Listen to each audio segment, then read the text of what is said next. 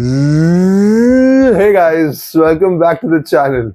Today we are going to be talking about something which is really very painful for me, and that is my biggest mistakes as a business analyst. Now trust me, people like to forget their mistakes, but me talking to you about all of this is just going to make it like my core memory that hey, I made a mistake here. Also, if there was like a certification for the kind of mistakes that you would do early on in your career, I would have a PhD. So let us dive deep into all the mistakes I made so you don't have to. But hey, if you're new here, hi, my name is Manav Behel. I've been a business analyst for almost 2 years.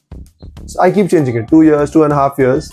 But the kind of experiences I've got while I was working as a business analyst makes me feel like I have some things to share which can probably help you. So thank you so much for tuning in, and let's hear my mistakes now. Mistake 1. Sending emails without proofreading them. When I was drafting emails, I used to just wait until I can press the button send and it's done. But trust me, that can be very dangerous because sometimes you think you're writing the perfect email and you just make a spelling mistake.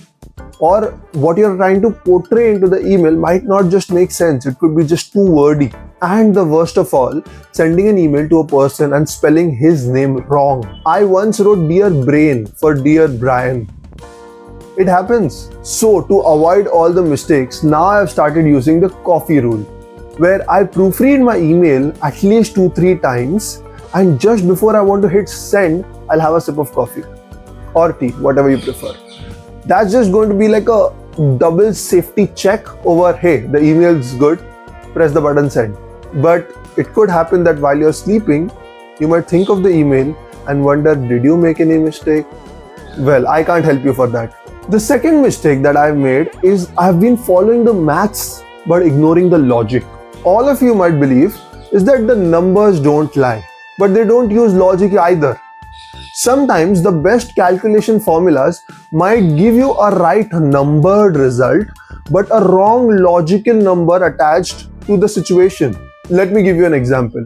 I was drafting a pricing strategy where my task was to just increase the value of all the rates of the juniors and senior employees by just 20%. Simple, right?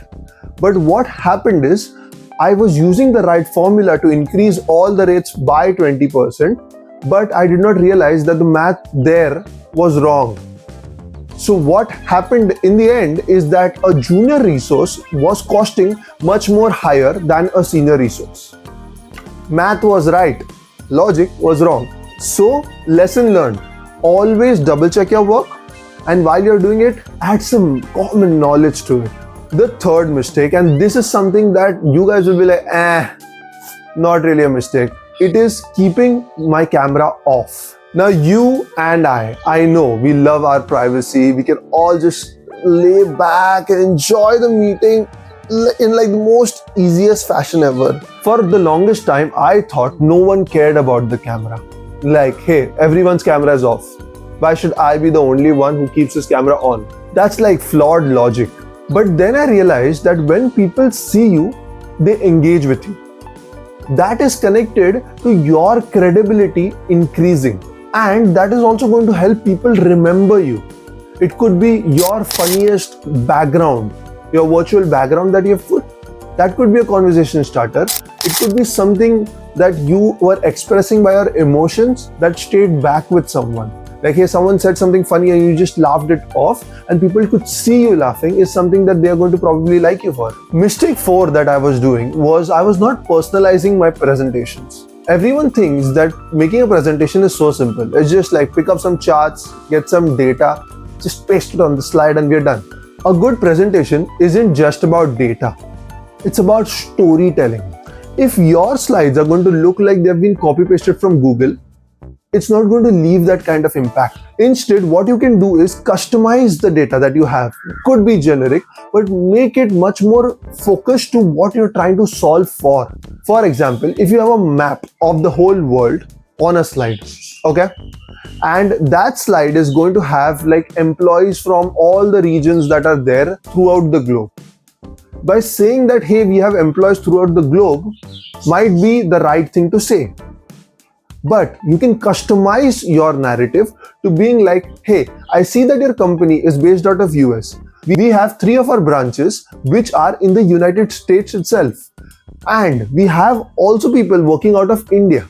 So what will happen is you can have 24/7 round clock assistance whenever you need.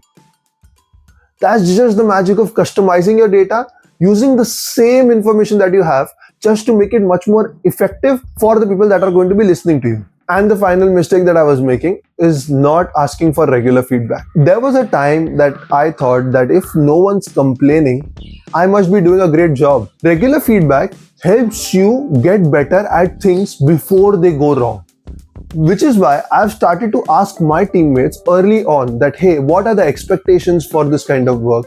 Am I on the right track? Please let me know if you have any suggestions that I could do something differently. These kind of conversations make it much more transparent to what you're trying to do, and also it keeps everyone aligned on the same expectations. It's a win-win. And those were the few of the many mistakes that I made as a business analyst because I was just starting my career. So I hope some of them that you hear are things that you don't repeat while you start your career. Now I'm going to make my comment section like a confession box. So if you have made any mistakes, just put it down. We'll relate. Until next time, please be better. Keep proofreading your emails and see you soon.